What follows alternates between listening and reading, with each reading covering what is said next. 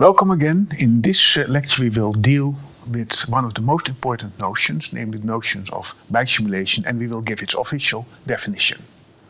So assume we have a transition system given, then we say that a particular relation R that relates states is a bisimulation relation if and only if it relates to states like this, S and T, and we can do an A step from S, then it should be possible to mimic that from T, like this. You can have more choices, but the choice you select at the right-hand side should be such that the endpoints are again related by R.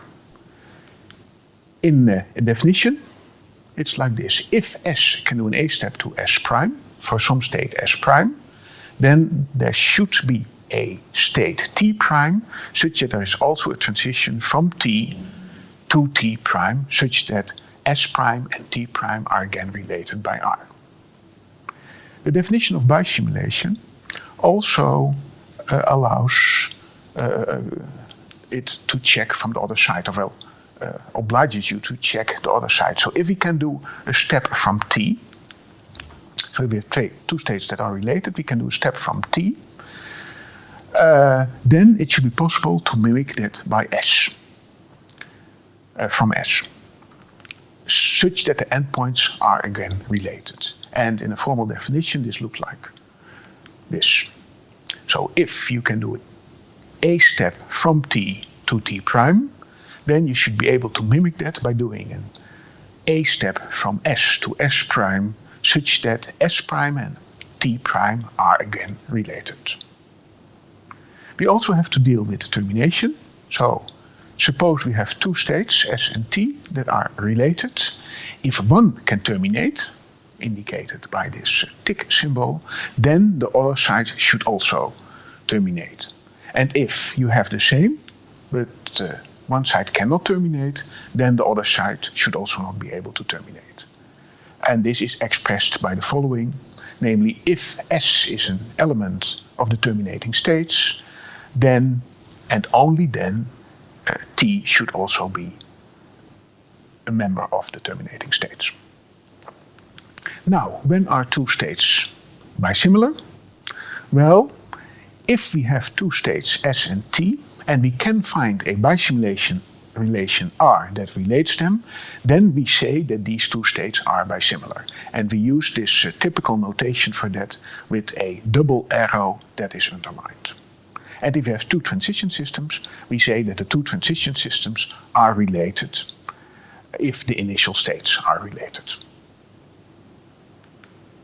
Okay, let's see whether we can apply this to some examples. So consider these two transition systems, and we want to prove them bisimilar. So what we have to show is that there is a bisimulation relation that relates the initial state. So assume we have such an arbitrary relation. We relate the initial states, and what we will try is we will extend this transition relation over all transitions, over all states, and see whether it satisfies the properties of bisimulation. So if we have an A step at the left, then it should be possible to do an A step at the right, and the endpoint should be related as indicated here. And now, suppose that the states in the middle are related.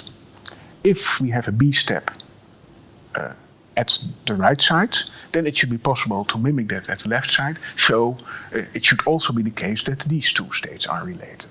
And similarly, if we look at the states in the middle and we do the C step at the left, then it should be possible to mimic that by a C step. And so this enforces these two states to be related. And what we can see is that for all pairs of states, the properties of the definition of bisimulations are satisfied, and this means that we now found a proper bisimulation relating the initial states, and so we can say that the initial states are related.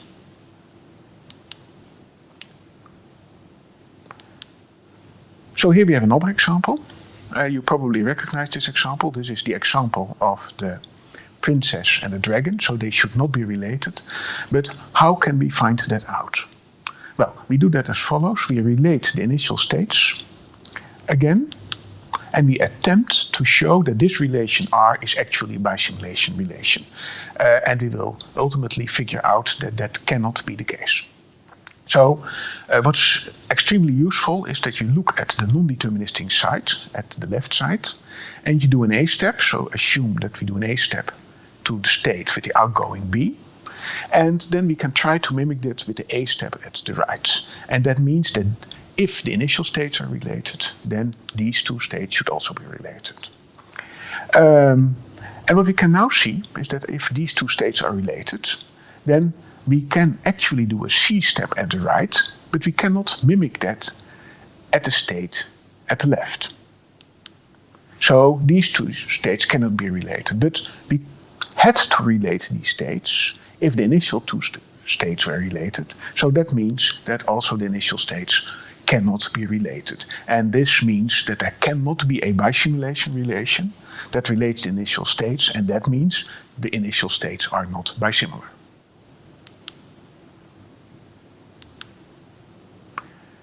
There's a very nice property of bisimulation equivalence, and that is the following. Namely, every transition system that you have has a unique minimal transition system that belongs to it. And the use of this is the following. If we have a big transition system, we calculate this minimal transition system, and then we store all the behavior in this minimal object. So let's look at an example. Here we have a transition system that can do 5 A's and then repeats itself again. And what you can imagine is that this transition system can do typically the behavior of doing an infinite number of A's. Well, there is a much simpler transition system, namely this one, that can also do an infinite number of A's. And this is actually the unique minimal transition system that is bisimilar to the transition system at the left. How can we prove that? Well, very straightforwardly, we have to find a bisimulation relation that relates the states from the transition system at the left with the state from the transition system at the right, and we should show that they satisfy the properties of a bisimulation relation.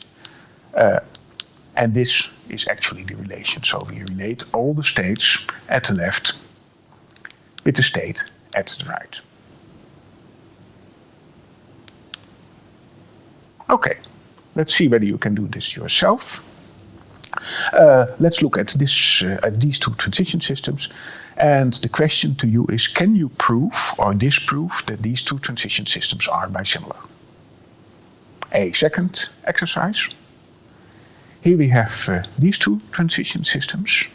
They are obviously not exactly equal, but are they actually bisimilar? And a final exercise. So recall this alarm clock. We have this behavior of the alarm clock where the alarm could sound only once. Here we have the behavior of the alarm clock where the alarm can sound infinitely often. And the question is, are these two bisimilar? Or more precisely, is the left state off bisimilar to the right state off? The left state on bisimilar to the right state on? And are the initial states, are the alarm clocks bisimilar? Okay, what have we done? We have defined precisely bisimulation or strong bisimulation. Both names are being used. And we have shown how you can, for simple examples, prove or disprove that these transition systems are actually bisimilar. Thank you for watching. Next lecture will deal with trace equivalence.